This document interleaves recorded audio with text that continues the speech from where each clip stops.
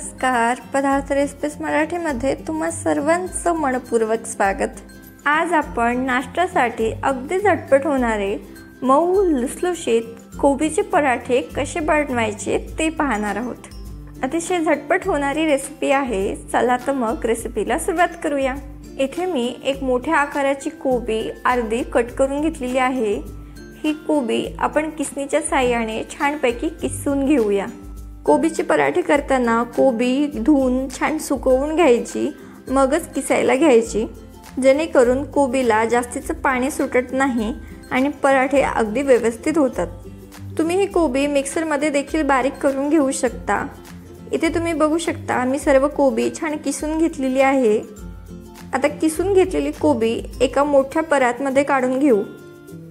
जवळपास ही 4 वाटी कोबी आहे।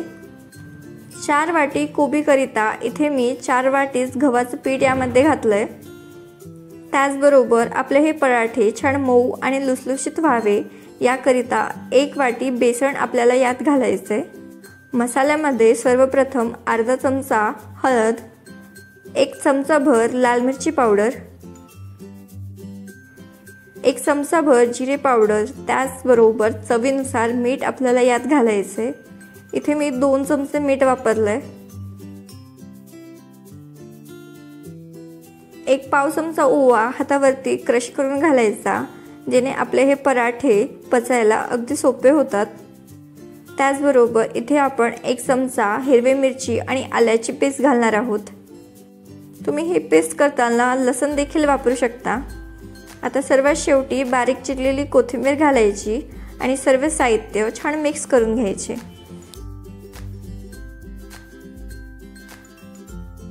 सर्व साहित्य अगदी छान मिक्स झाले की मगच यात पाणी घालायचं।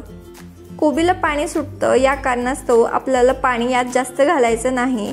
अगदी थोडं थोडं पाणी घालूनच हे पीठ आपल्याला छानपैकी मळून घ्यायचं आहे। इथे मी जवळपास अर्धी वाटी पाणी यात वापरलंय आणि अर्धी वाटी पाण्यामध्ये आपलं हे पीठ छान मळून झालेलं आहे, तुम्ही पाहू शकता। आता यात एक अर्धा चमचा तेल घालूया आणि तेलामध्ये या पिठाची छानपैकी मालिश करून घेऊ। इथे आपलं छान पीठ असं मळून झालेलं आहे। आता याला एका बाउलमध्ये काढून घेऊ आणि 10 मिनिटाकरिता सेट होण्यासाठी याला ठेवूया। 10 मिनिटांमध्ये आपलं हे पीठ छानपैकी सेट होतं। अगदी मऊ आणि लुसलुशीत असं पीठ आपलं बनून तयार होतं। आता हातावरती या पिठाचे आपण अगदी छोटे छोटे बॉल्स बनवून घेऊया। कोरड्या पिठामध्ये हे बॉल्स छान बुडवून घेऊ आणि अगदी हलक्या हाताने पातळ असे पराठे लाटून घेऊया। पराठे जेवढे होईल तेवढे पातळ लाटून घ्यायचे, जेणेकरून पराठे अगदी लवकर भाजले जातात आणि त्याचबरोबर अगदी मऊ आणि लुसलुशीत होतात। इथे हा माझा पराठा लाटून झालेला आहे। त्याचबरोबर इथे मी गॅसवरती एक तवा छान तापवत ठेवलेला होता। यावरती हा पराठा आपण टाकून घेऊया आणि मोठ्या आचेवरती हा पराठा आपण छान भाजून घेऊ।